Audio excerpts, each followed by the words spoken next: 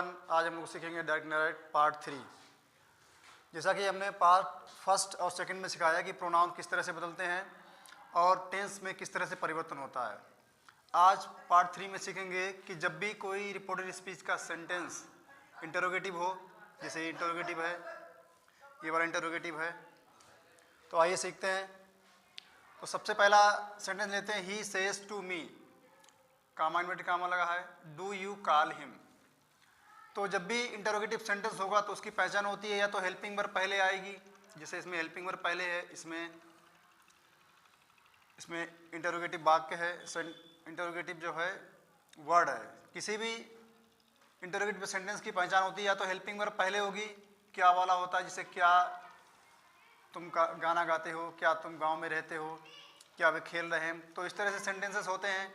या interrogative word, when, why, where, whom, जो भी WH फैमिली के वर्ड होते हैं उनसे स्टार्ट होते हैं, तो ये हमारी इंटरोगेटिव की पहचान होती है। जैसे इस तरह इस सेंटेंस में डू पहले आई है और डू प्रेजेंट इंडेफिनिट टेंस की हेल्पिंग वर्ब है, तो यानी ये सेंटेंस है क्या वाला, क्या पहले, क्या तुम उसे बुलाते हो। तो देखते हैं इसको किस तरह से बदलेंगे।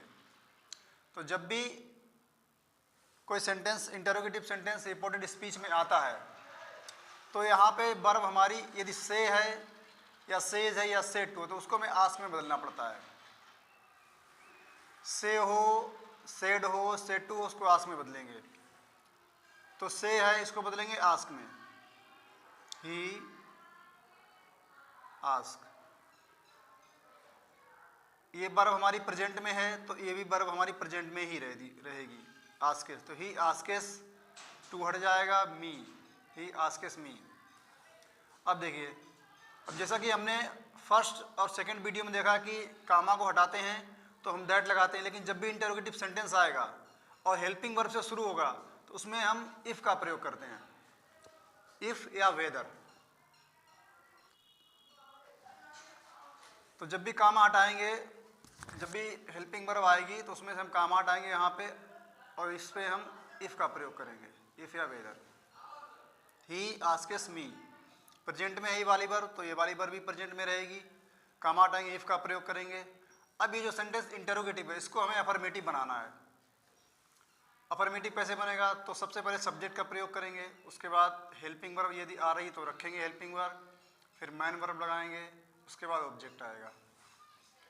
तो जब भी हम इस तरह से ये जो फार्मूला होता है ये अफर्मेटिव का होता है, तो अफर्मेटिव बनाने से पहले सब्जेक्ट को हम पहले चेंज करेंगे, पहले प्रोनाउन को। तो हमने बताया कि सेकंड पर्सन के प्रोनाउन हमेशा ऑब्जेक्ट से बदलेंगे और फर्स्ट पर्सन के प्रोनाउन हमेशा सब्जेक्ट से बदलेंगे। यदि आपको नहीं पता है तो हमारी वीडियो फर्स्ट और सेकंड वीडियो आप देखें डायरेक्ट में, जिसमें हमने प्रोनाउन का चार्ट दिया है, उसमें बताया है कि कौन सा प्रोनाउन कहाँ से बदलेगा। और थर्ड पर्सन प्रोनाउन ये नो चेंज होता है। तो यू जो है वो सेकंड पर्सन का प्रोनाउन है, इसको हमेशा रिपोर्टिंग स्पीच के ऑब्जेक्ट से बदलेंगे। बदलने का मतलब हमने बताया कि रिप्लेस करते हैं, इसको हटाएंगे और इसको लगाएंगे। अब मी को यू की जगह पहुंचाएंगे, तो ये जो प्रोनाउन है ये ऑब्जेक्ट में है, लेकिन जब ये सब्जेक्ट में आएगा तो मी का आई हो जाता है, तो यहाँ पे रखेंगे आई। देखिए प्रेजेंट इंडेफिनिट है, यहाँ पे टेंस का परिवर्तन नहीं होगा क्योंकि ये वाली वर्ब जो हमारी वो प्रेजेंट में है। तो जब भी प्रेजेंट में वर्ब होगी तो आगे आने वाले सेंटेंस में टेंस में कोई भी परिवर्तन नहीं होगा, केवल प्रोनाउन बदले जाएंगे। यदि वर्ब हमारी पास्ट में होगी तो आगे आने वाला टेंस भी बदलेगा, तो ये टेंस में कोई परिवर्तन नहीं होगा, तो आई यू की जगह रखेंगे, आई यू को बदलेंगे, मी से तो आई हो जाएगा। अब देखिए ये इंटरोगेटिव है, अफर्मेटिव बनाएंगे तो प्रेजेंट इंडेफिनिट टेंस के अफर्मेटिव में हेल्पिंग वर्ब डू डज का प्रयोग नहीं करते हैं, सब्जेक्ट के बाद तुरंत मैन वर्ब रखते हैं। तो इसके बाद हम तुरंत मैन वर्ब रखेंगे, I call him. Him third person है, बदलेगा नहीं, नो चेंज होता है थर्ड पर्सन, और ये इंटरोगेशन मार्क हट जाएगा और फुल स्टॉप। तो इस तरह सेंटेंसेस जो रिपोर्टेड स्पीच में सेंटेंस आता है उसको इस तरह से बदलते हैं। देखिए अगला एक और सेंटेंस लेते हैं, Ram said was he your brother. ये सेंटेंस जो है इसमें वाज मैन वर्ब के रूप में यूज़ हुआ क्योंकि ये सेंटेंस हमारा सिंपल पास्ट का है, तो ये एज ए मैन वर्ब के रूप में यूज़ हुई है। तो देखेंगे राम सेड प्रश्नवाचक है, ये भी क्या वाला सेंटेंस है, तो राम यहाँ पे सेड आया है तो आस्क की सेकंड फॉर्म लगाएंगे आस्केड, राम आस्केड। कामा हटाएंगे, इफ या वेदर का प्रयोग करेंगे, इफ बाज। अब देखिए ये जो वर्ब है ये पास्ट में है तो आगे आने वाला टेंस भी बदलेगा। बाज वर्ब को बदलते हैं हैड बीन में। ये चार्ट हमने फर्स्ट और सेकंड वीडियो में दिया है। बाज वर्ब को हम हैड बीन में बदलेंगे। तो पहले तो सब्जेक्ट देखेंगे क्या आया इसमें, सब्जेक्ट ही थर्ड पर्सन है, नो चेंज, बदलेगा नहीं, इसको एस रख देंगे और बाज को बदलेंगे हैड बीन में। तो had been, he had been. Your second person है, इसको बदलेंगे यहाँ से ऑब्जेक्ट से। ऑब्जेक्ट में कुछ है नहीं, तो जब ऑब्जेक्ट में कुछ नहीं होगा तो हम यहाँ पे मी या हिम मान लेंगे। यहाँ पे या तो फर्स्ट पर्सन का मी मान लेंगे या थर्ड पर्सन का हिम मान लेंगे। तो यदि यहाँ पे मी मानेंगे तो यू से बना है योर, तो मी का पॉजिटिव केस क्या होगा, मी से बनेगा माई, माई ब्रदर। तो जब भी हमारी वर्ब पास्ट में होगी तो आस्केड लगाएंगे, यदि प्रेजेंट में है तो आस्क लगाएंगे। यदि इसमें एस लग रहा है तो इसमें भी एस लगेगा। यदि टेंस पास्ट में है तो ये भी पास्ट में रहेगी। देखिए अगला sentence, she said to him when did Ram teach you. ये सेंटेंस जो है इसमें इंटरोगेटिव जो वर्ड है WH फैमिली का वो पहले आया है, तो इसका रूल थोड़ा बदल जाएगा। देखिए सी सेड टू हो या सेड हो, सबको आस्केड में ही बदलेंगे, आस्केड हिम, सी आस्केड हिम। अब देखिए जब भी कोई इंटरोगेटिव सेंटेंस हेल्पिंग वर्ब से शुरू हो रहा है, जैसे ये तो उसमें हम कामा की जगह इफ का प्रयोग करेंगे। यदि WH फैमिली का कोई भी वर्ड आ रहा है तो फिर हम ना इफ या वेदर या दैट किसी का भी प्रयोग नहीं करेंगे, कामा को हटाएंगे, यही हमारा कंजंक्शन का काम करेगा। व्हेन, अब देखिए ये वर्ब जो है वो पास्ट में है, आगे आने वाले टेंस में भी परिवर्तन होगा। ये पास्ट डेफिनिट का सेंटेंस है, डिड लगा है, तो पास्ट डेफिनिट सेंटेंस जाता है पास्ट परफेक्ट में।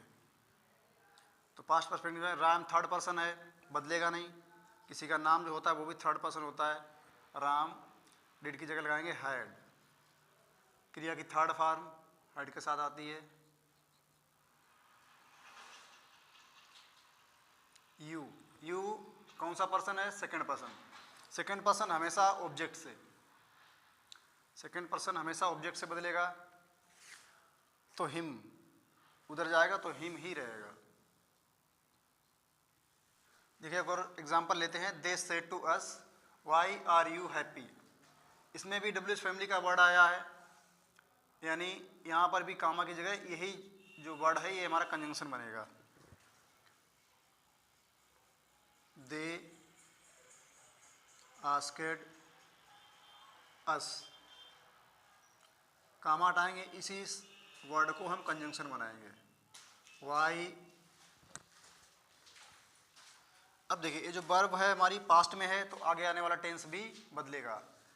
प्रेजेंट सिंपल प्रेजेंट है, किस में जाएगा, सिंपल पास्ट में। यू सेकंड पर्सन कहाँ से बदलेगा, ऑब्जेक्ट से, यानी यू को हम यहाँ से बदलेंगे। तो बदलने का मतलब है कि इसको हटाएंगे और इसको लगाएंगे, तब अब यहाँ पे आएगा सब्जेक्ट, सब्जेक्ट वर्ब ऑब्जेक्ट। इस तरह सेंटेंस बनते हैं। अफर्मेटिव बनाना, कोई भी इंटरोगेटिव सेंटेंस यदि उसको नरेशन करते हैं तो उसको हमेशा अफर्मेटिव ही बनाते हैं। और अफर्मेटिव मतलब सबसे पहले सब्जेक्ट आएगा, तो इसको हम यहाँ लाएंगे तो अस जब सब्जेक्ट में जाएगा तो बी हो जाएगा, बी। और ये पास्ट में पहुँचेगा तो वर, बी के साथ हेल्पिंग वर आती है, वी वर हैप्पी।